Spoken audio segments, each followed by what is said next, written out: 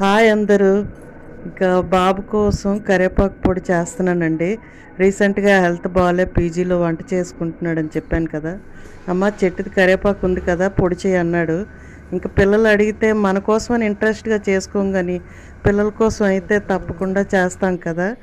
ఇంకా బాబు కోసం అని చేశానండి. ఇంకా కరివేపాకు పొడి పీజీలో వంట చేసుకోవడం చాలా కష్టం కదా, ఉండడమే కష్టం. ఇంకా ఆడు చాలా ఓపిక నాలాగే.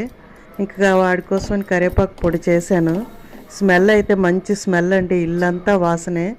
ప్రాసెస్ చెప్తాను. ఇంకా హెల్త్ పరంగా కూడా మంచిది కదా, కాల్షియం బాగా ఉంటుంది. ఇంకా పొడి అనుకోండి, పొడి రూపాన్ని అయితే డైరెక్ట్ మనకు బాడీలోకి వెళ్తుంది కదా. ఇంకా కరివేపాకు అంటే తీసి పడేస్తాం. ఇంక కరివేపాకు పొడి వేడివేడి అన్నంలో నేను నెయ్యి వేసుకొని ఒక చెంచా పొడి వేసుకొని కలుపుకొని తిన్నా బాగుంటుంది. ఇలాగా ఇంకా అలాగే కూరల్లో యాడ్ చేసుకున్నా బాగుంటుంది. హెల్త్ పరంగా మంచిది కదా.